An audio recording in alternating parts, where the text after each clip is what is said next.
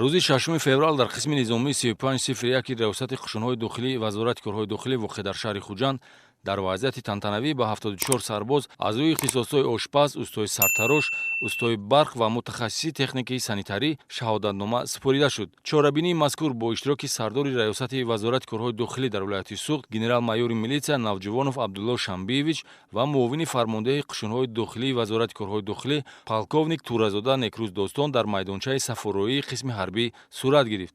ба ман муяссар гардид, ки ман дар ҳамин хизмат омада соҳиби касби сантехникӣ шудам ва шаҳодатномаро ба даст овардам.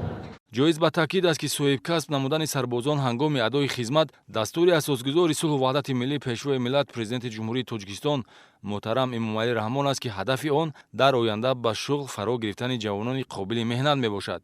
ҷиҳати таъмини дастури пешвои миллат роҳбарияти вазорати корҳои дохилӣ заминаи касбомӯзиро дар қисмҳои ҳарбии қушунҳои дохилӣ фароҳам овардааст, ки метавонад барои соҳибкасб шудани сарбозон мусоидат намояд. чунин заминаи касбомӯзӣ дар қисми низомии 3501 дар ҳамкорӣ бо раёсати агентии меҳнат ва шуғли аҳолӣ дар вилояти Суғд созмон ёфта бо ҷалби омӯзгорони омӯзишгоҳу коллеҷҳои таълимии шаҳри Хуҷанд аз рӯи 4 ихтисос ошпаз, устои сартарош, устои барқ ва мутахассиси техникаи санитарӣ мутахассисони касбии таълимдида тайёр карда шуданд. ҳангоми сафарбар намудан ба касбомӯзӣ майлу хоҳиши сарбоз ба инобат гирифта шуда ихтиёрӣ сурат мегирад. муҳлати таҳсил дар курсҳои омӯзишӣ 1 моҳ муқаррар гардида баъди аз худ кардани нозикҳои касб сарбозон бо диплом сарфароз мешаванд.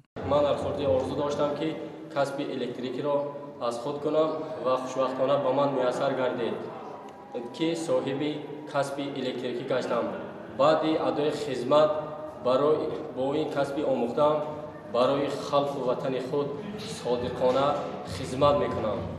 баъди маросими дипломсупорӣ ба нахустин хаткунандагони курсҳои касбомӯзӣ сардори раёсати вазорати корҳои дохилӣ дар вилояти Суғд сарбозони соҳибкасбгаридаро аз номи вазири корҳои дохилӣ табрик намуда ба онҳо тавсия дод, ки ҳунари аз худ кардаро ба нафъи халқу миллат сарф намоянд. ҳамзамон устодони дар тарбияи сарбозон саҳм дошта бо сипосномаи вазорати корҳои дохилӣ қадршиносӣ карда шуданд. барои мунтазам идома додани курсҳои касбомӯзӣ ва васеъ намудани доираи ихтисосҳо масъулин дастур гирифтанд.